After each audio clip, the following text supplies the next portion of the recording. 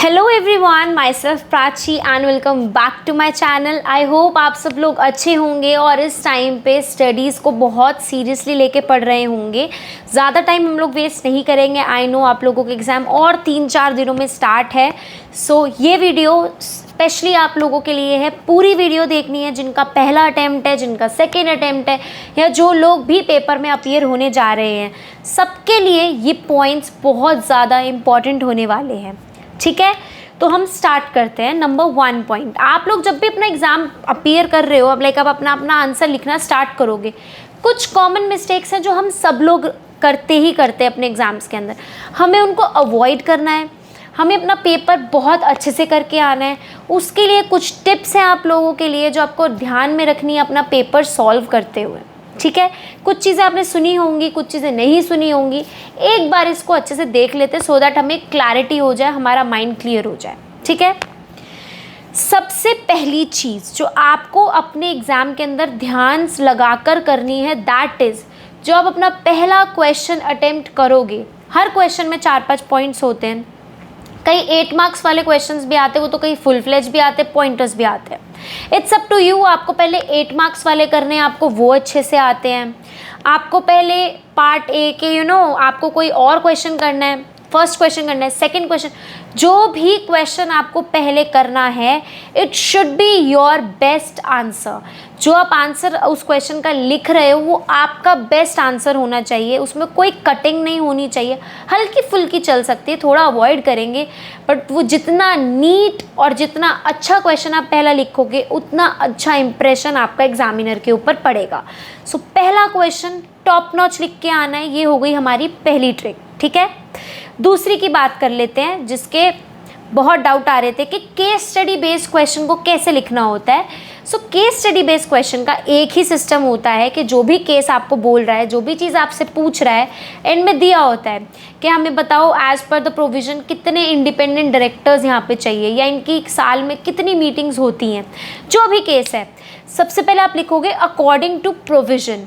Provision में आपने जो प्रोविज़न पढ़ा है वो लिख दो। जैसे भाई इतने डायरेक्टर्स होने चाहिए as per section this of this, इतने डायरेक्टर्स होने चाहिए, ये लिमिट्स होती है, इंडिपेंडेंट डायरेक्टर के लिए ये चाहिए होता है। आपने सबसे पहले प्रोविजन क्लियर किया, फिर फैक्ट्स पे आओगे, फिर फैक्ट्स ऑफ द प्रॉब्लम लिखोगे। फैक्ट्स ऑफ द प्रॉब्लम में क्या आएगा, जो क्वेश्चन पूछ रहा है कि ये उसने केस दिया, ये वो पूछ रहा है, जो उसने पूछा है फैक्ट्स में सेम टू सेम उतार देना है। देन कॉन्क्लूजन में आप लिखोगे अपना मेन पॉइंट कि इन द एंड आप क्या कॉन्क्लूड कर रहे हो अपने आंसर से। आप लिखोगे इन कंक्लूजन ऑफ दिस हम ये कॉन्क्लूड करते हैं कि इस कंपनी के अंदर इतने इंडिपेंडेंट डायरेक्टर चाहिए होंगे या इतने डायरेक्टर चाहिए होंगे। तो ये एक सीक्वेंस रहता है आपका केस स्टडी बेस्ड क्वेश्चन करने का, चाहे वो कंपनी लॉ में आए, चाहे वो सिक्योरिटी लॉ में आए, चाहे वो EBCL में आए, चाहे वो JIGL में आए। केस लॉ बेस्ड क्वेश्चन को ऐसे ही करना है। Second point done.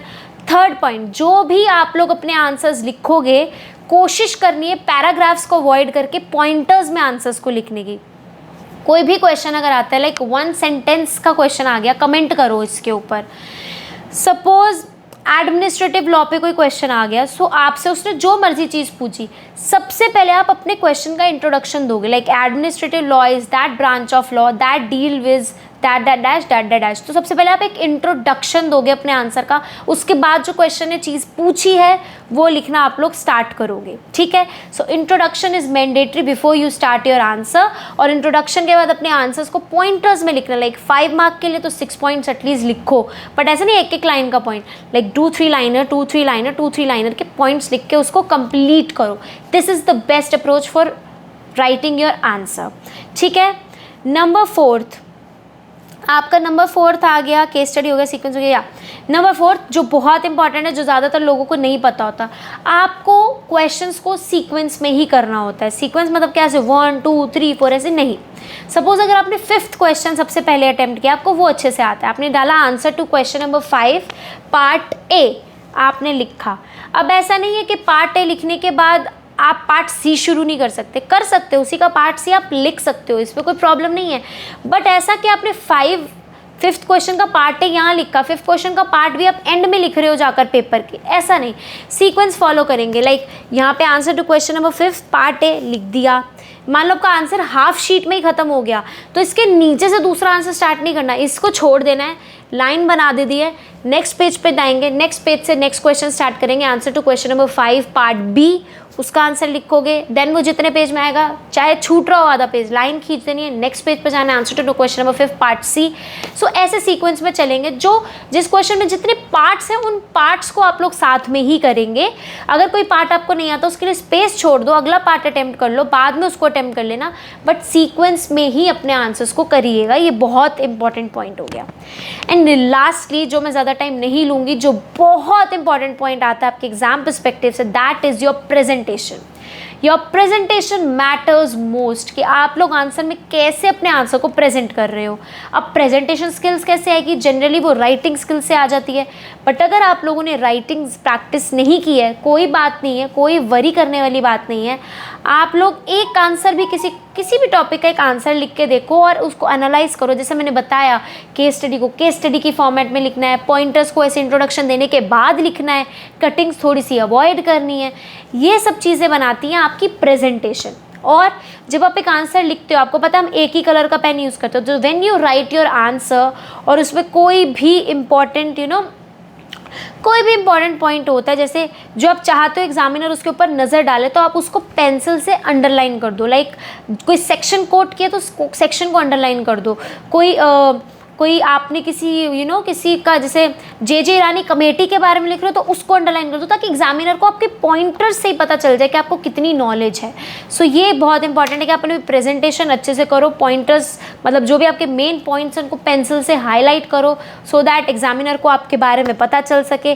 That's it from my side. These are all your exam tips जो आपको फॉलो करनी है। अब हम मिलेंगे सीधा आप लोगों के एग्जाम्स के बाद, बट स्टिल मैं आप लोगों के साथ टेलीग्राम पे कनेक्टेड, व्हाट्सएप पे कनेक्टेड हूँ, हम लोग मिल रहे हैं, बात कर रहे हैं।